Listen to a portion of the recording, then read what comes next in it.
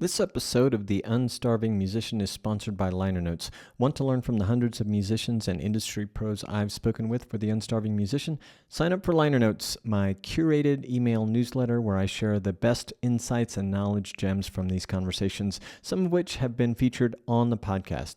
From marketing and songwriting to touring and sync licensing, you'll get actionable tips delivered straight to your inbox every 2 weeks. Liner Notes Insider, the deep dive edition, will feature exclusive deep dives, detailed case studies, and premium content that goes beyond the podcast interviews. Sign up at unstarvingmusician.com/liner notes. It's free to get started, and you can unsubscribe at any time. Welcome to the Unstarving Musician. I'm Rabanzo. This is my podcast. How are you? Where are you? How are things going? What are you wearing? That's what I want to know. What are you wearing today? So yes, welcome to episode 322. Today, I'm thrilled to bring you a conversation that bridges two creative worlds, writing and music. I'm joined by acclaimed Mexican novelist Sofía Segovia, author of the internationally celebrated book, The Murmur of Bees, which has received glowing reviews from the Washington Post, Book Riot, Booklist, and readers worldwide. This conversation holds special significance for me because Sofía's novel, The Murmur of Bees, is set in Linares, Mexico, the very town where my father was born in 1922.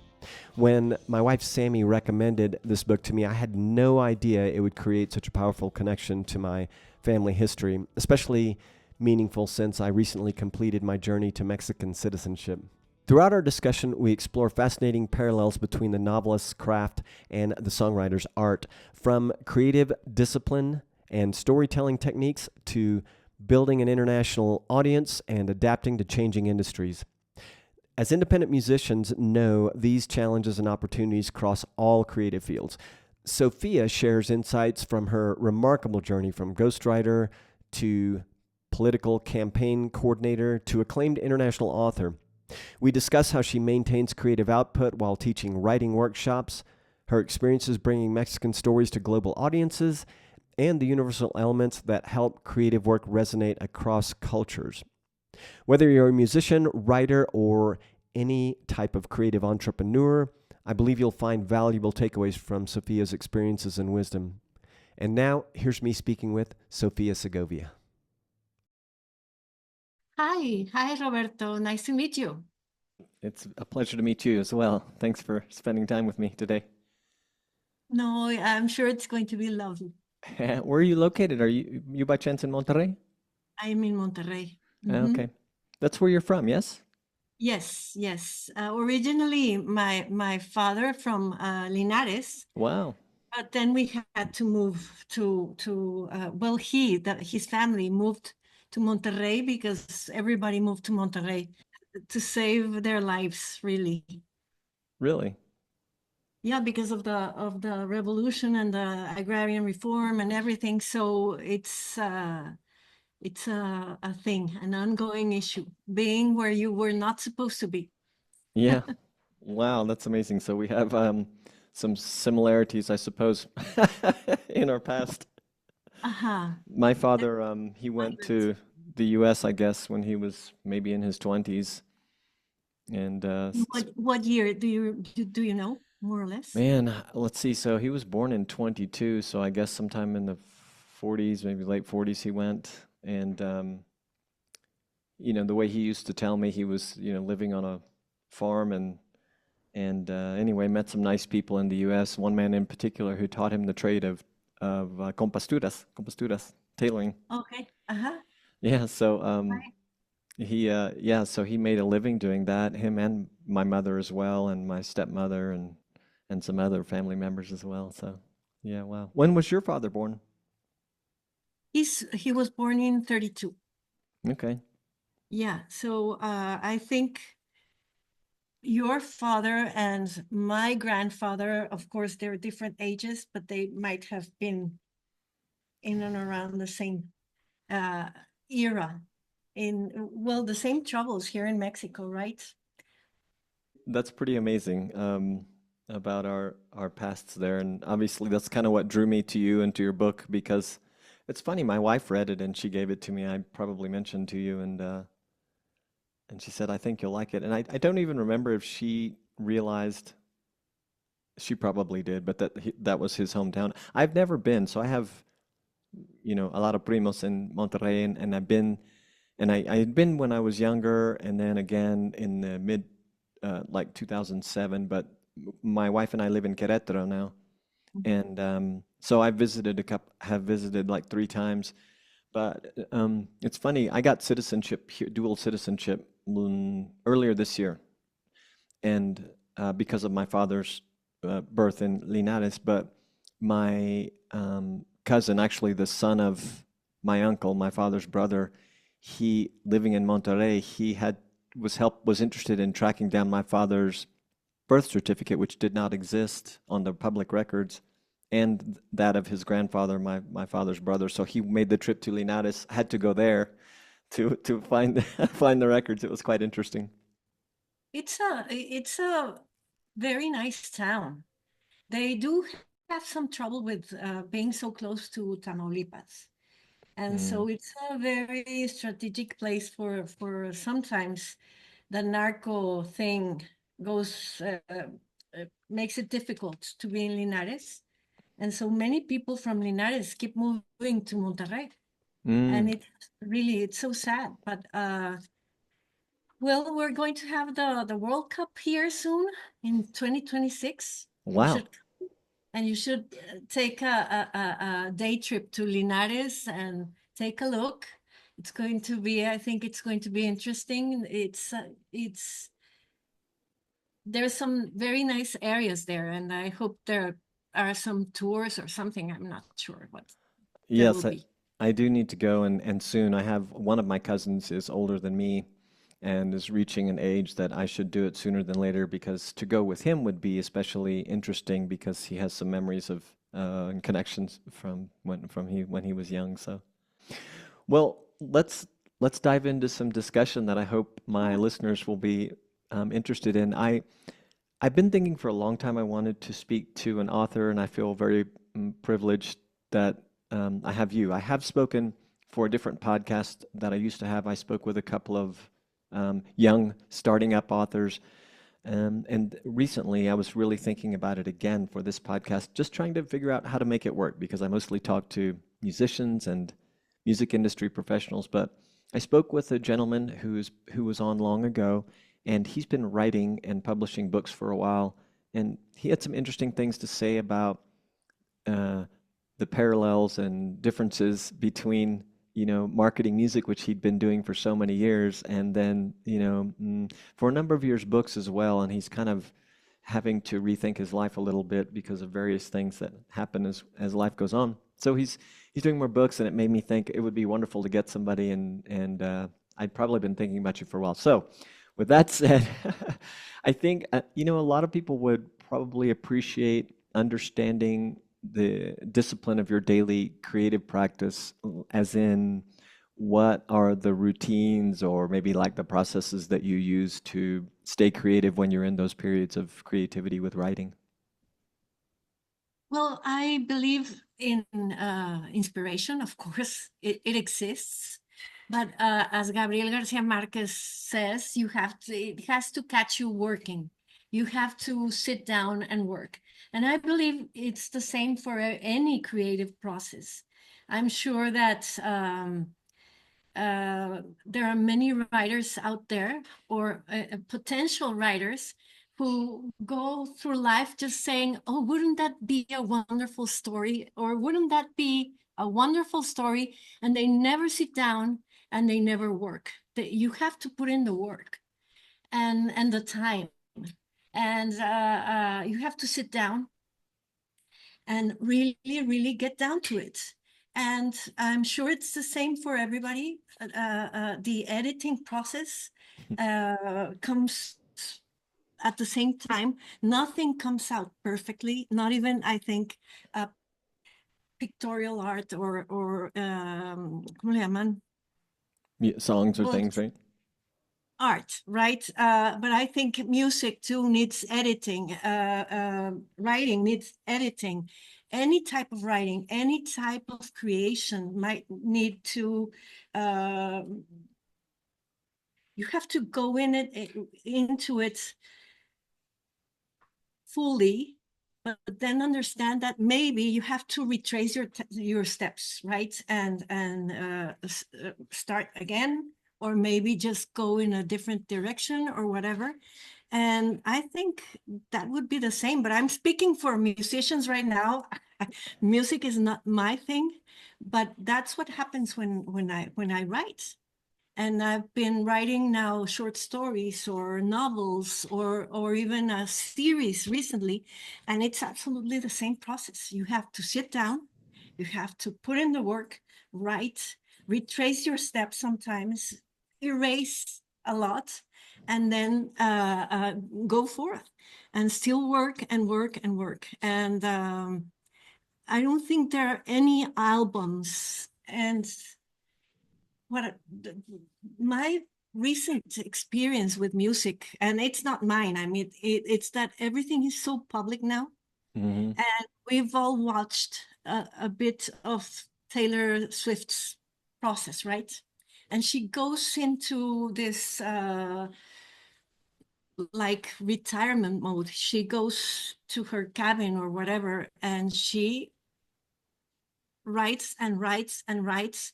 And I'm sure there's material that doesn't work, and then there's material that really catches her imagination.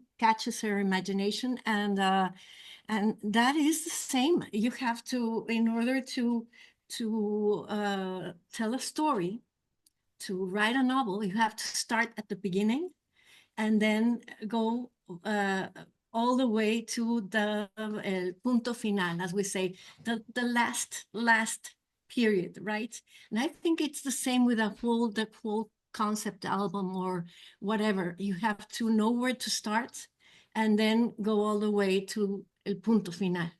And really maybe then see the whole thing and realize that you have to move a little bit of your cards around so that it tells a better story. Yeah, interesting. And you said you're writing short stories lately, correct?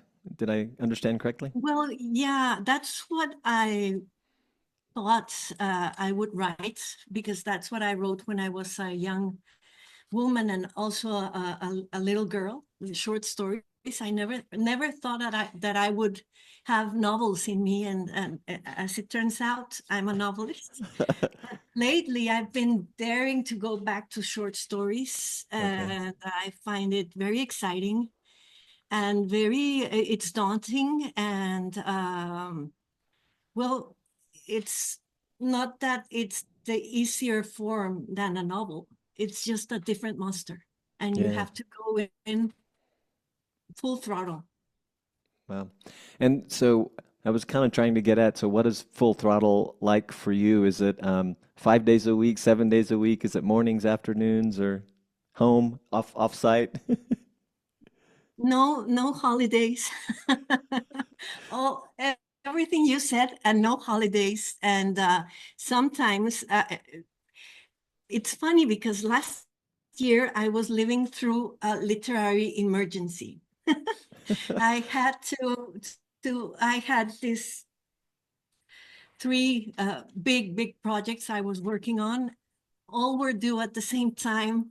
Oh, And I was just working, I don't know, 12, 15 hours a day. wow. And then when I was not working directly in my keyboard, well, thinking about all these different things I had to do and solutions to my problems or whatever away from the keyboard. So that's also very interesting, because it's not only that you have to be at the keyboard or at the notebook, right, where you're writing. Sometimes you're driving, and you find a big solution to this big knot you couldn't undo, so that your story works, and then suddenly it does, and you were driving and you have to come back running to your keyboard and get it down, get everything down, and suddenly everything falls into place. So it's a very exciting process. And it's not that you have to measure how many hours you have to put in. At the beginning, when you start, it's very difficult to keep yourself in your seat, right?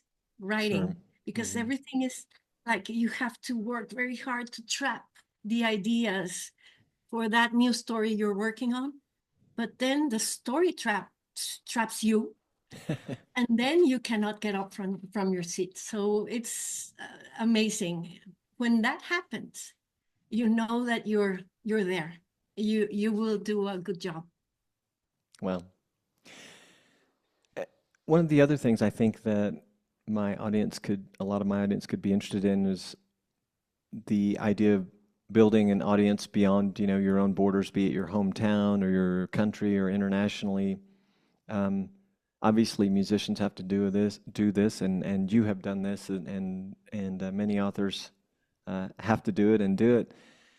And I guess, just love to hear your thoughts on or experiences in building that, how it happened for you and how it continues to evolve if it does. The international experience. Well, building the audience so that it's, Oh, okay. so that you're not just, well, this is kind of funny because local bookshops hardly exist, but this proverbial local bookshop, but instead, Okay. or just in your hometown or just in Mexico. I do realize that what I do is write. I write. That's my thing. There's nothing further if I don't write. But now that I've written, now that my work is published, what happens next? Do I just keep to myself? And I realized that literature is evolving, and we should evolve too with social media and all these Zoom conferences or whatever. We can keep close to the people that love our work. And that's something I realized from the very beginning. What I write is a message. Okay, I emit a message, I send it out to the world, and I want to have somebody who receives the message Hmm. and who understands the message. And right now, I cannot even fathom that time in the history of literature where someone sent their message out into the world and they never heard from the people receiving it. And right now we can be so close to our public. I love that. And I also realize that, and this is very important to me, I realize that I live in an ecosystem. I'm not an entity, a sole entity that I'm not an island. I live in an ecosystem that, and I realize that every part of this ecosystem is important. So in my ecosystem, I know that there has to be a novel, right? But there has to also be someone who receives the novel, the reader. But in the middle, there has to be bookstores. There have to be bookstores and libraries and people who publish, the editors. We all live in this big ecosystem, and nobody can do anything without each other. And I do live every day with that realization, with that consciousness that I'm not alone. I'm not all important. If I were to be the only survivor in my ecosystem, there would be nobody out there. I would only be speaking to an echo chamber, right? So I realized that I do have to take care of my ecosystem. I do have to feed my energy into it and appreciate and be grateful that the other pieces of the ecosystem exist. And so, yeah, I try to be open to this. And it's kind of a modern thing. As I was saying, I'm not that young, but I hope that younger people coming in would realize that it's very nice to write when you're writing on your own, of course, music or a novel. You're on your own. You have to write what moves you. But I do recommend to have this desire to be read or this desire to be listened to, because you are sending out a message. Your message is important, and nobody should be left with that really, I think, frustration of sending a message and with no Reciprocity, or right, it's a difficult word. Exactly. yeah, wow, it's a great way to look at it, a very healthy way to look at it, and yeah, I think that will be very helpful to a lot of people. And you mentioned evolution. I was actually going to ask about this and ask your thoughts about this because I wrote. So my writing these days is just in a biweekly newsletter to subscribers, and one of the themes that I wrote on was constant learning and adapting, with the times, I guess. And part of that was to talk about some of the some lightweight case studies, if you will, about evolution in music, and mention, of course, the Beatles and Fleetwood Mac and Radiohead, and how they started and how they ended up.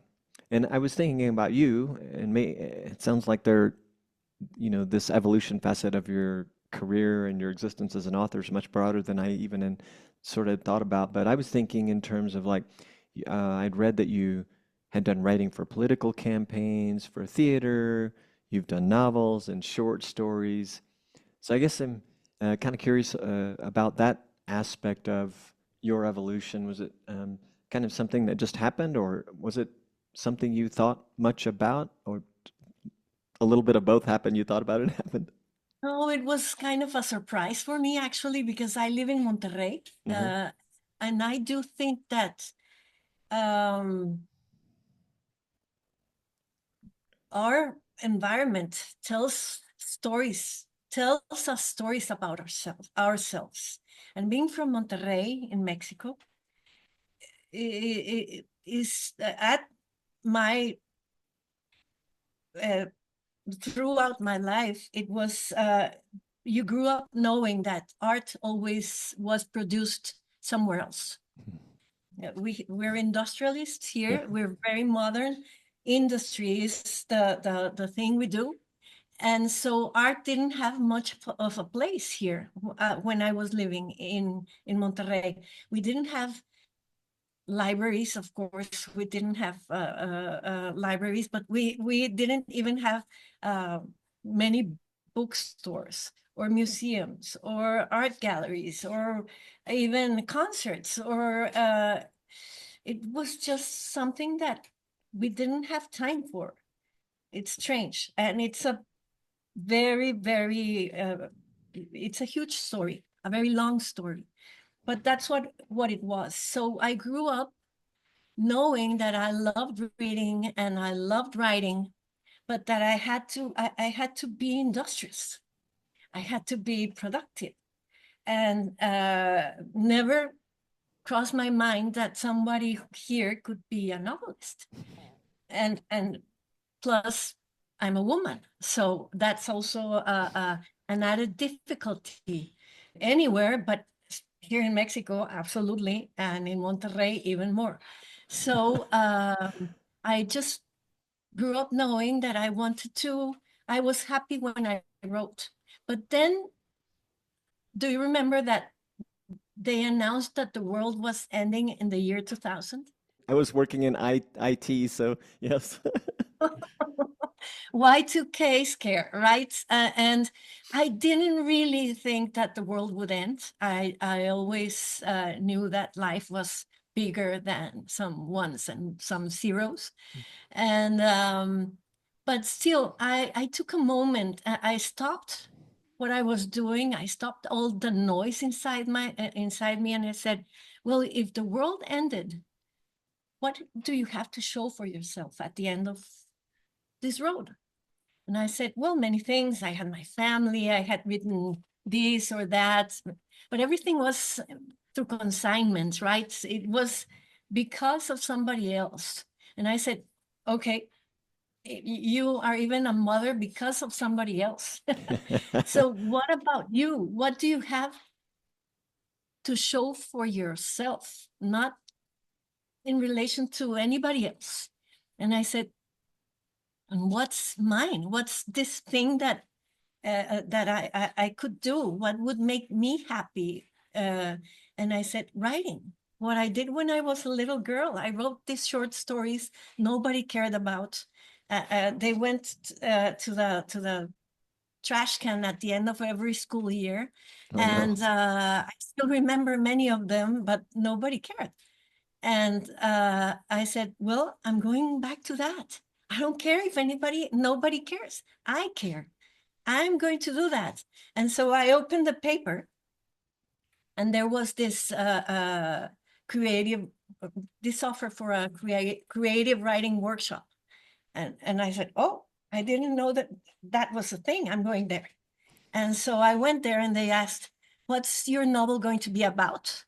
And I said, "Oh, so I can do that? Okay, I'll do that." And that's it. So it was a surprise. But at the same time, I did study journalism. Okay. Very dangerous to go into journalism in Mexico. I know. And I didn't want to really be a journalist after studying it, because I realized that it was dangerous. But my teachers always told me, "Sofia, you cannot," and this is a Mexican or a Spanish expression, an expression in Spanish, "you cannot put flowers in your writing. You have to just just write everything outright, what happens. Don't do this flourishes, don't do this, don't do that." But nobody told me, "You should be a novelist." And I realized that it was just, of course, it was plain to see. If I had lived in any other city, somebody would have maybe realized that I could do that, but not here in Monterrey until I was 35 years old. And then I wrote my first novel. And of course, since this idea of Monterrey is not only for Monterrey, it's for the whole country, nobody expected to receive a manuscript from Monterrey. So they just didn't read it. Wow. And it didn't get me anywhere. And until digital media, until email, and I sent my second novel, The Murmur of Bees, through email, and they didn't have to find out that I live in Monterrey. So somebody read it, and Wow. it was a big surprise. Now the surprise was for them. And so, yeah, that's what happened. But The Murmur of Bees came out a month short of my 50th birthday. Oh, wow. So it's a long story. No, it's a good one. And I had, Never too late. yeah, honestly, I also didn't really know or understand these things about Monterrey. And, frankly, there's so much I don't even understand about Mexico as much as I love it. And Querétaro, no less. But, that's, I guess, part of the reason I'm talking to you to help me gain some understanding. And now, a quick word from our sponsor. Are you a songwriter, music publisher, or administrator? If so, you need to know about the Mechanical Licensing Collective, or the MLC. They're a nonprofit organization that's revolutionized how creators get paid their mechanical streaming royalties from platforms like Spotify and Apple Music in the U.S. Every month, the MLC collects streaming data and royalties from those platforms, matches the money to the creator who has earned it, and then pays out the royalties due. With over $2.5 billion in royalties distributed and more than 50,000 members worldwide, the MLC is already making a huge impact. And the best part? Membership is completely free. Don't leave money on the table. Visit themlc.com and sign up today. Back to community, we were talking about earlier, and you just almost immediately mentioned the changes in the digital world. And how was it? How is it for you to build connections with people in your community you were talking about over the digital sphere, through social media, and you mentioned Zoom conferences. Do you recall any leaps that you had to make outside your comfort zone, or I don't know, some strategies you use or things that work for you now today very well? Well, the thing with book clubs, I did seek them out very actively Hmm. because I also live in a country that is not famous for its readership, right? The readership is growing. It's been very notorious, but just a few years ago, you would ask any expert in the industry, and they would say, nobody reads in Mexico. And I would always say, you know what? Let's change the narrative a bit and say that we need more readers in Mexico, but we have more readers every day. And that's what I've been fighting for. And I've been trying to connect with book clubs because they existed. And then, of course, the pandemic happened. And in Mexico, authors do not charge for appearing in events. And what happened with the pandemic is that everything closed down, but literature didn't. We found a way to get through to everywhere. And now we were doing book clubs with people from Argentina, Chicago, Spain, and in London, and in Abu Dhabi, and Indonesia, all at the same time. The same book club got together and could do this because of social media, technology, everything. And so it's been it's been a learning process. But that first year of the pandemic, I think in average I did one book club a day Wow. for 300. Yeah, it was because that's when my translations came out at the same time also. So No I kidding. was doing book clubs in different languages and finding a way to let the world know that you're accessible and you can do that. But what has been like really a victory for me, because I won't say that I am a timid person anymore, but it's a conquest. I conquered my timidity. I conquered this difficulty I had to express myself verbally, because I realized that when my publishing, Penguin Random House, my publishing house, asked me, we want your novel, we will publish your novel, what are you willing to do for it? And I said, anything. I knew what I was getting myself into. I studied communications, Hmm. but I never wanted to hold a microphone.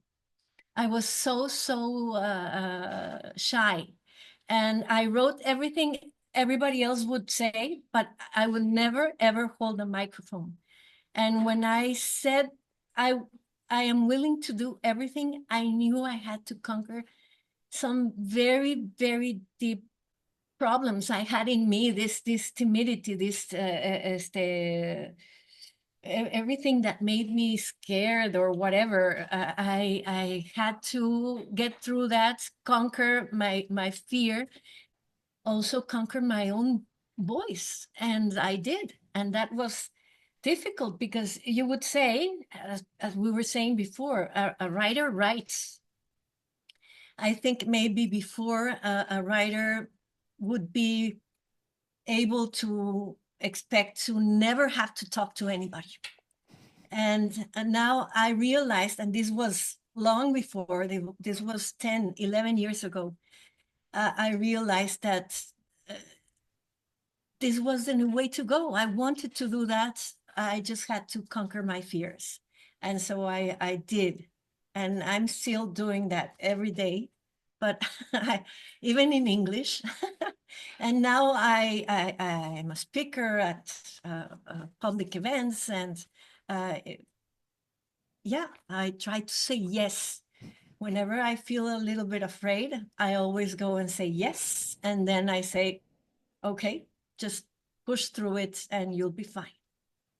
Wow. Yes, I know all of us aspire to do to do the same, to kind of conquer those fears and grab a microphone. And even, well, some of us may not want to, but we know we have to, so we want to be able to do it. That's amazing. You mentioned the pandemic, but I'm gonna bookmark that, as they say, and come back to it hopefully if we have enough time. But I wanted to ask about using local culture to create a broader appeal, because I think it's relevant for musicians, and I've spoken with some about it. And I'm kind of curious if how many have never tried it, but I'm just a little interested in knowing how that worked out for you, using your own local culture, the experiences of your family, and probably surely your own as well, to maybe completely unintentional, but it certainly, you would think it did create broader appeal for your readers. And just how did that, I don't know even how to ask it, but how did that manifest itself for you, and how do you look at that? It was a very daring approach because, of course, as I was saying, literature in Mexico was never from Monterrey. And so I had to first convince my editors here in Mexico that a story from Monterrey and this region could be interesting. And the first time that they opened my email, as I was saying, and they invited me over, they said, "We like your story." And I said, "Oh, so then when are we getting it translated?" I was expecting big things. And they said, no, no, no, don't expect that. We don't even know if Mexico is going to like your story because it's so regional. And I said, whoa, whoa, whoa, whoa, whoa, wait. There are no stories that are not regional. Every story ever told is regional. Why wouldn't some reader from Russia or Sweden or wherever want to come to Linares and experience life in Linares? Since whenever I open a book, I am willing to go on this trip, on this voyage to Russia or France, or if Les Miserables is regional, and also War and Peace and A Tale of Two Cities, they're all regional, and we go. Or even, I don't know, Odyssey 2000. I'm not sure if that's the title in English, but Yeah, Odyssey Space Odyssey. 2000, Yeah, Space Odyssey, yeah, yeah, Space Odyssey. yeah, In Spanish is Odisea 2001. yeah, Okay, yeah, so we've been to space through literature, but we will never be. It's just the vehicle was a book. yeah. And so what happens with music too? I think we have to believe that what we are sending out in a message is a vehicle that will take us far away. And what happens is that we can listen to a few notes or read a novel and be far away and leave our bodies behind. It's magic. And so we have to believe that. I believe that when, as a reader, I believe that. As a writer, I have to not only believe that, but invest myself in that. And so I think that music is also it's very possible for music to tell a story, to be universal. And it's not only here that happens. A story from Monterrey, will it conquer Mexico City, or the imagination of someone from Chiapas or Veracruz, but also from Texas, from Russia, which is happening. My novel is in Russia and different places, 21 languages, 21 countries or cultures. And it's not only that. What happens to country music from Nashville? It goes everywhere. Will it conquer New York? Or rap music? Will it conquer California? Well, of course. Just has to touch some very deep fibers in imaginations or in the hearts of somebody else for it to be universal, and it can conquer, I don't know, somebody in China or somebody in Mexico. And so I think we just have to believe in that and try to create, just reliving our experience as a listener or as a reader, as I was saying, and try to invest ourselves in that while we create. That's great advice. I love it. How do you maintain your creative output with also very relevant to some musicians or a number of them, but like while you're doing teaching and mentoring? Well, I think the more you teach, the more you learn, Yeah. and you keep the imagination alive and the juices flowing or whatever. And for me, it's very important to keep teaching. During the pandemic, it got so hard to be all the time in Zoom that I told my group, let's just take a break. But then I said, no, there's something missing. I have to go back. And I love it that nobody writes like me, and they all have their different genres in literature. And so they keep me on my toes. Teaching keeps me on my toes. So I do recommend that. And there's also there's, I think, this tendency or this stereotype of the very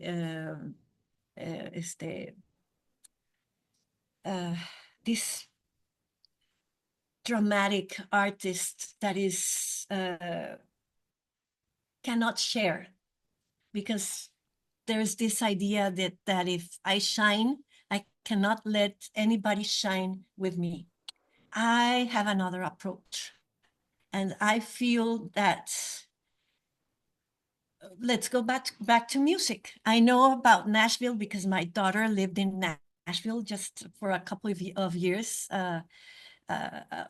She moved a year back, but there's this thing about Nashville. Why do many songwriters, singer-songwriters go to Nashville to live and to thrive and well, because there's strength in numbers. It's natural, I think so. I think too. And I do like this idea that I am sharing how to write good literature, how to write good stories, and that at some point, the more the merrier, and the more Mexicans writing good literature will change Mexican narrative out there, Mexican stereotypes out there, because I think they're strengthening numbers. And right now, we are too few Mexicans being translated to English, for example. And I mean modern living people who are writing now, getting translated. We are too few. And the narrative is wrong. The narrative is not complete.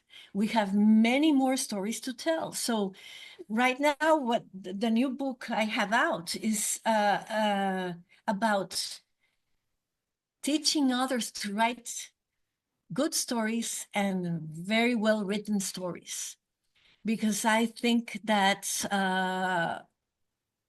Mexicans can conquer more imaginations. We have to be more, we have to be better. And so I want that, I believe that.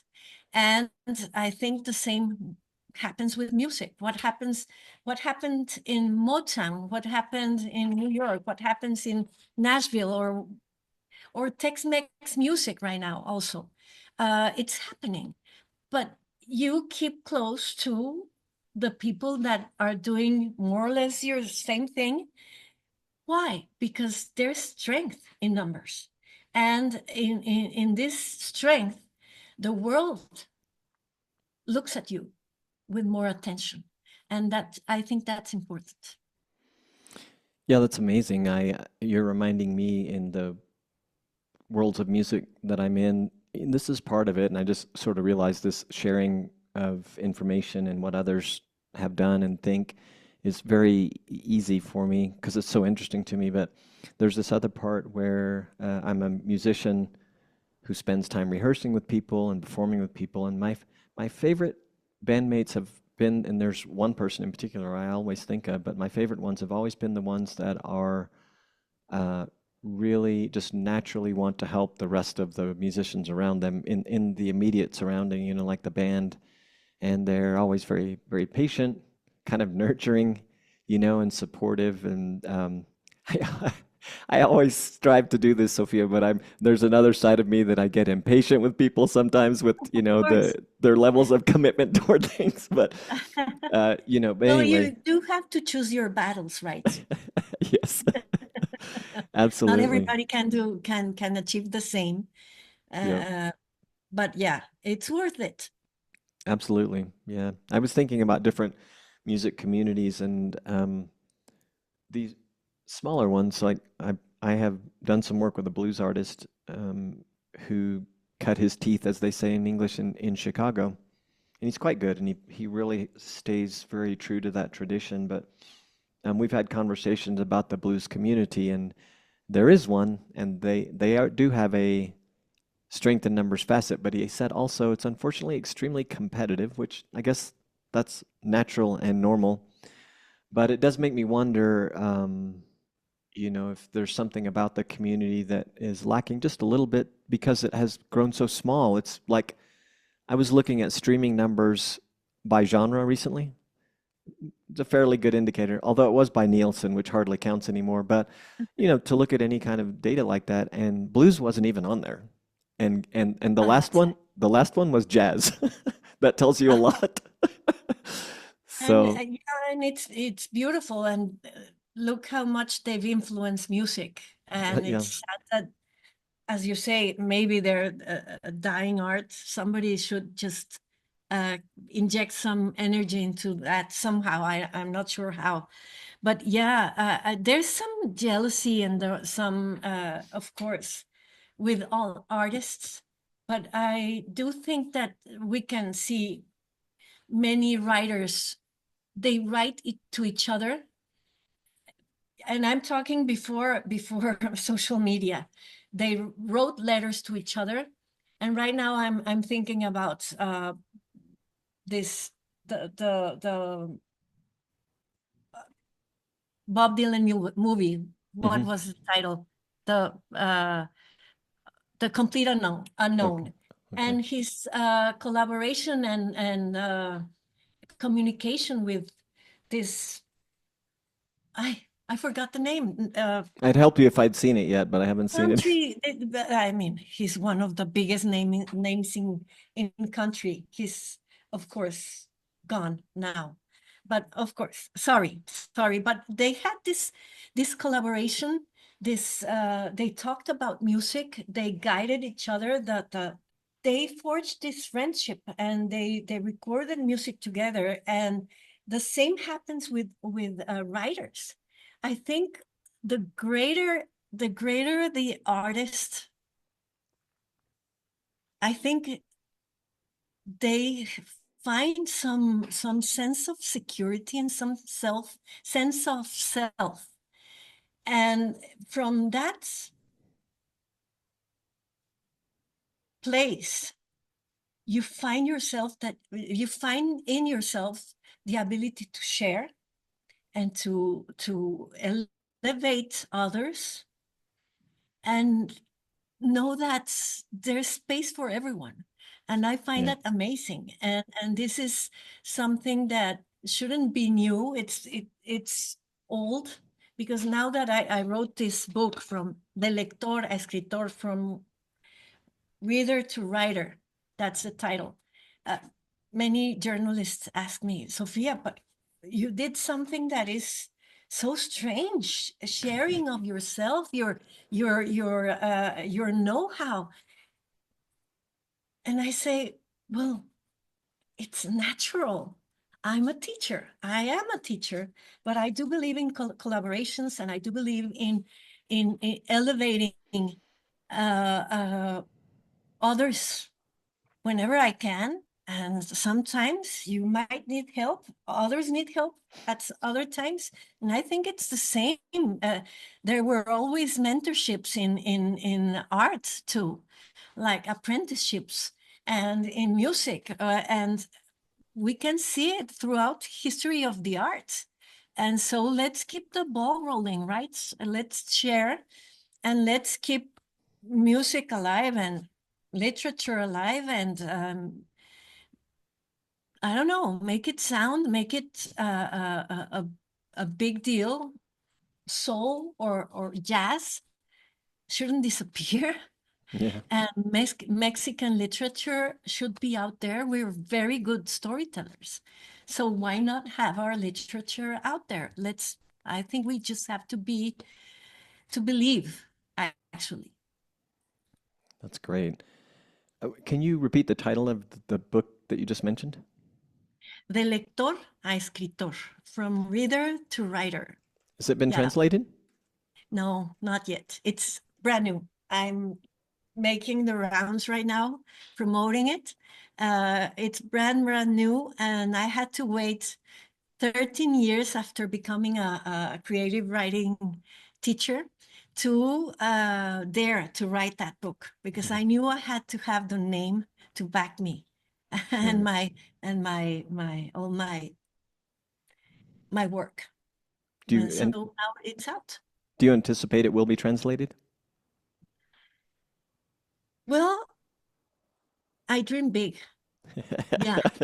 Well, I hope so. I'm asking because I hope so. I would like very But much to read that. I do think that there's a lot of literature out there, from written by wonderful people, creative writing teachers, or even authors, in English. So I don't think my book is needed in English, but it was definitely needed in Spanish. That's great. Yeah, you're right. I mean, there are, and I've read a couple of these, but yeah, I was just curious, and I will look for it. Wait, So I will I'll wait. keep dreaming. I'll keep dreaming. But I wrote this book. I wrote my novels dreaming about being translated. And I wrote this book dreaming about reaching people who don't realize that they have it in them to tell a great story. That's nice. I don't want to keep you too long, but I cannot let you go without asking at least one of the half dozen or more, well, dozen or more questions I had about the Murmur of Bees. And I had one that was at the top of my list, although I should mention, I said I was going to mention the pandemic again, but I have to tell you, I didn't finish rereading the book yet. I am rereading it now, and it's really wonderful. But boy, what a difference reading it after the pandemic. Yeah. And I'm reading it through kind of a trauma lens, but but what I put at the top of my list though is on the theme of scapegoating and fear. What message did you hope, or do you hope readers take away from the way Simonopio is treated as a scapegoat, and how? And of course, I ask for the second part is, but how do you see this as a theme relevant to contemporary society? Okay, I think it's universal and timeless.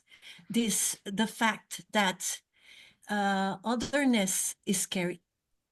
You see otherness, and you don't understand it, and you get scared, and you hate it, because being scared, well, then you react to being scared, and then you react viscerally, and you I don't know, equate it with hate, and so they come together. And I wrote this novel about a boy who's not perfect, who when other people see him, they get scared, or they become superstitious, because it's also 1910 in Linares, Mexico, right? And so, yeah, of course, there's superstitions, and people would be scared. There wouldn't be any explanation, scientific or otherwise,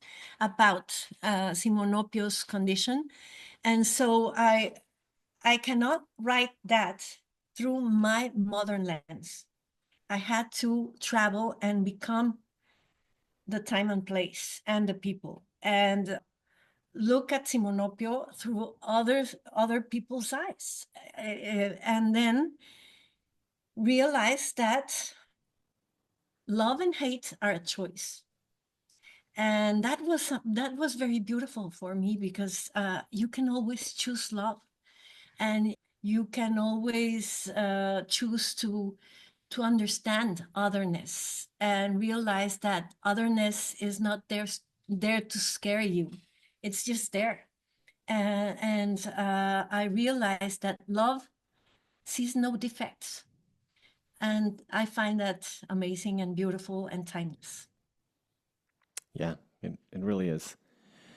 And it was so, you know, you talked about having to kind of transport yourself, but when I read a lot of these themes from the scapegoating and fear, superstition, conspiracies, um, and even the personal experiences, of course, some of them are very relevant to me in a way that wouldn't be for any reader, but it seems that not much has changed with the exception of this crazy thing that we have with the internet and social media, which seems to kind of amplify some of these strange things. Not seems to, but absolutely does. So it's crazy.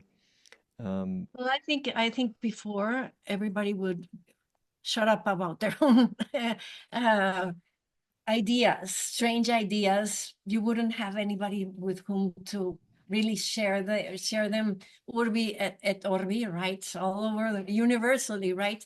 And now anybody can comment on anybody else's life through social media. And I find that it's an aberration. It's damaging, not only for the person who gets the comments, but also for someone who gives themselves permission to think those things and to express them. And I think it's a snowball effect, right? It Mm. started maybe with little things, and now it's huge. And what's next? It's scary. It is, and certainly it's the anonymity. I was laughing in my head when you said no, people would keep their thoughts to themselves, but that's because they knew they would have to answer to a reaction right in front of their own face. But Yeah. now Uh-huh. we just put it out there. We don't even have to look and see what happens. No, no, no. And it's even, I don't know, it's hateful. And why would you try to be of team hateful? I'm not sure. How does it happen? Well, it's a snowball effect. Yeah, yeah. People get Yeah. caught in a strange inertia and they get constantly, I think, agitated by various forms of media just designed to agitate us. So it's Well, difficult. yeah. And now somebody found the formula. And so let's not be their tool, right? Yeah, it's nuts. Well, Sophia, I'm so happy that I got to connect with you. I really am so appreciative of your time, and I'm taken aback by how easily you see the parallels between the creativity of a musician and your world. and they're not so different, right? But I wasn't real sure. And when I've spoken with authors in the past, with the exception of the one who is a musician, and professionally, but I have just kind of had in my head that I don't know that they really get a lot of these things, but there's certainly a lot of overlap, and you had some really wonderful things to share. And I suppose before I let you go, if there's anything else you'd like to say to my listeners, be it about what you're working on or just about creativity or anything. Well, I would like to invite your listeners to listen to music from around the world and broaden their horizons, but also through literature. I just want to say that so much gets published in the English language that you don't translate very much. Only 3% of what gets published in the English language, it comes from translation from around the world. And what's that? What happens with that is that maybe you don't get to feel the world and listen to the world and really experience the world, because when you read, you get to travel and you get to become somebody else in another time and place, and that's the most amazing experience.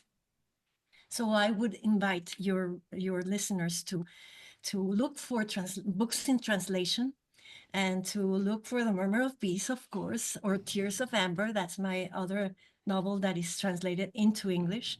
I'm one of those very, very few 3%ers. So look for my novels, read the world, and broaden your horizons. That's beautiful, wonderful advice. And I will mention at the beginning of the introduction that I'll prepare for this when it's published, but our conversation. But lest I forget, sofiasegovia.com, and that's Sophia with an F. sofiasegovia.com. People can find out about what you're doing and what you've done. And thanks so much again. I'm so happy I got to speak with you. Thank you, Robert. Would you like to boost your online presence and support this podcast? You can visit bandzoogle.com and use the promo code ROBONZO, ROBONZO, to get 15% off your first year. How does this help? Bandzoogle pays us a small commission if you sign up for a paid plan, and it's at no extra cost to you. I've personally tested and used Bandzoogle. The way it helps easily manage direct fandom marketing and sales with features like its commission-free store is nothing short of greatness. Bandzoogle.com, promo code ROBONZO, ROBONZO. As an independent podcaster, your support means the world to me. You could even say I depend on it. With that in mind, here are some things you can do to help support us. Follow us on your favorite podcast app, leave us a review on your favorite podcast app, or shoot me a review by email, robonzo@unstarvingmusician.com, that I can use on the website. Or just share this episode with a friend. This makes a huge impact on our audience growth. You could also visit our crowd sponsor page at unstarvingmusician.com/crowd sponsor to learn of the many other ways of supporting the podcast, including a quick and easy online tip jar. It's like click, tip, done, easy and super appreciated. You'll find many ways of showing your support there, including through our affiliate partners like Bandzoogle, Kit, Email, formerly ConvertKit, DreamHost, and others. The music you're hearing is New Gods Part 2, the instrumental mix by yours truly. You can hear, download, and or buy the full version by yours truly at robonzo.com. And if all this was too much to remember or process, just go to the show notes for this episode at unstarvingmusician.com to find links to all the stuff talked about in this episode. You can leave us feedback, questions, comments, complaints at unstarvingmusician.com/feedback. Thanks for listening. Peace, gratitude, and a whole lot of love.